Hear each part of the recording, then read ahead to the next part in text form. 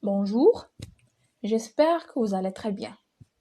Aujourd'hui, je vous propose un podcast qui va parler de l'histoire de la place Jem El Fna. Tout le monde connaît évidemment la place Jem El Fna, mais peu de personnes connaissent son histoire réelle. Donc, on commence.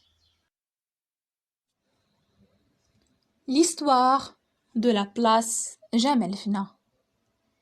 Des sources historiques relient les origines de la place Jem El Fna à la fondation de Marrakech en 1071 par les Almoravides. Sa carrière commerciale s'est cristallisée avant de prendre d'autres dimensions après la construction de la mosquée voisine de la Koutoubia, ce qui lui a donné une grande réputation. Il y a ceux qui associent son nom à la cour de la place Jem El Fna par rapport à la cour de la maison, c'est-à-dire le patio ouvert, affirmant que c'était la scène d'exécution dans les termes anciens. Mais il y a un consensus sur le fait que la place a été pendant des siècles un endroit pour afficher des armées sur le chemin aux campagnes militaires. Certaines sources affirment que la place était le lieu où l'armée s'est réunie à l'époque de l'État almoravide avant de se lancer dans les campagnes militaires dans diverses directions, notamment la campagne de Youssouf ibn Tashfin contre l'Andalousie, qui a abouti à sa victoire dans la célèbre bataille Zlaqa contre les Espagnols. Malgré la confirmation de son existence et de son emplacement vital à l'époque almoravide, certains historiens associent le nom Ar à la cour de la grande mosquée qui a été construite par les Saadiyin dans le quartier Raoud Zaytoun au XIXe siècle. Depuis les temps anciens, la scène est devenue si populaire qu'elle a été un espace pour de nombreux films et de différents spectacles. Sa classification en 2001 sur la liste du patrimoine mondial de l'UNESCO a constitué le tournant le plus important de la vie du lieu. En tant que reconnaissance mondiale de sa valeur culturelle, célébrant des pionniers des arts folkloriques portant les secrets du patrimoine humain ancien et mémoire orale perpétuée par l'héritage intergénérationnel.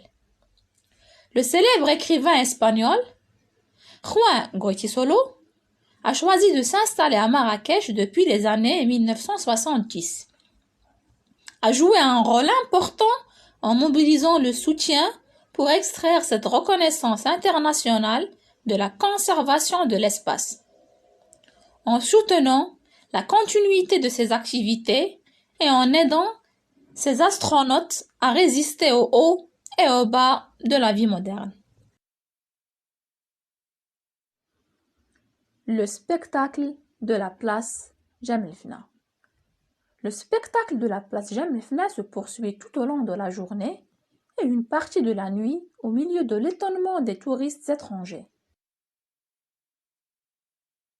qui est présenté dans les épisodes des mouvements acrobatiques et humoristiques les plus étranges et des jeux de cirque et de magie, survolant des héros et des pionniers du peuple qui alimentent l'atmosphère d'enthousiasme avec des applaudissements et des phrases de louanges et de trompettes féminines.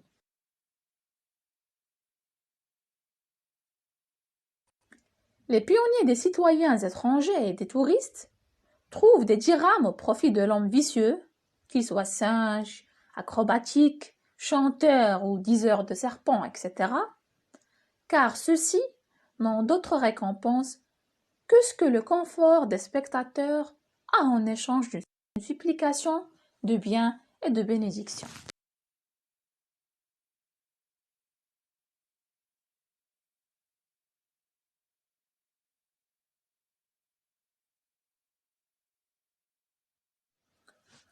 de nombreux publics hésitent sur la scène.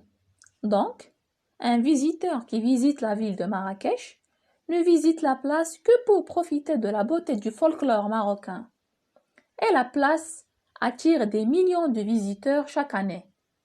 Et elle est considérée comme l'un des pionniers des artistes du cinéma de renommée mondiale, des chanteurs, des peintres et des photographes, en tant que politiciens, intellectuels, penseurs et chefs d'État, etc. Voilà donc pour ce podcast sur la place Jemaa el-Fna. J'espère que cela vous a intéressé. N'oubliez pas de vous abonner si vous aimez les vidéos ou de les partager sur les réseaux sociaux ou encore de mettre un commentaire sous la vidéo. Merci, à la prochaine!